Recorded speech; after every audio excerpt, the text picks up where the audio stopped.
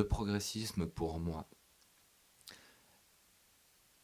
c'est tout ce qui découle de l'idéologie marxiste au départ.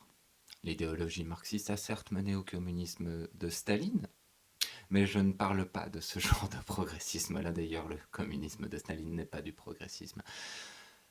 Ce n'est même pas du communisme. Mais je parle de l'idéologie marxiste qui a mené à tous les débuts de réflexion sur comment démocratiser le monde aujourd'hui. Ça a même mené sur une vue de l'histoire qui était plus basée sur le peuple et non sur les élites comme elle était basée au départ.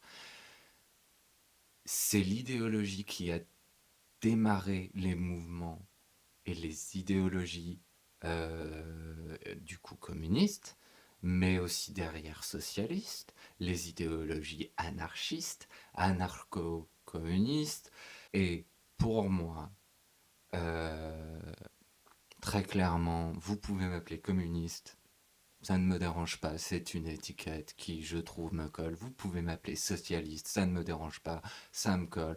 Vous pouvez m'appeler anarchiste, d'une certaine manière, cette étiquette me colle, même si personnellement je veux un gouvernement fort, mais certaines idéologies anarchistes sont loin d'établir un non-gouvernement et un non-droit tel que la plupart des gens l'utilisent en disant c'est l'anarchie pour dire que c'est le chaos alors qu'en réalité l'anarchie n'est absolument pas une idéologie de chaos et c'est simplement une idéologie d'ordre sans ordre établi en gros, même si du coup encore une fois certaines idéologies anarchistes s'éloignent de cette idée qu'il n'y a pas d'ordre établi et en établissent bel et bien un ordre, juste un ordre plus local ou alors plus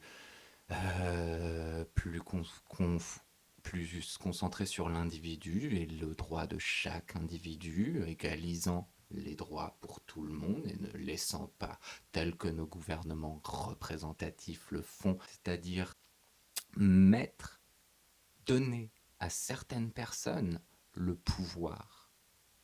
N'est pas dans une démocratie tant que les gens sont réellement égaux en pouvoir et en droit. Et justement, très clairement, dans nos gouvernements représentatifs, nous ne sommes pas là pour prendre les décisions. Non, nous nommons des gens pour prendre ces décisions. Et au travers de cette idée que nous les nommons pour prendre des décisions, nous leur donnons le pouvoir. Nous abandonnons ce pouvoir aux élites.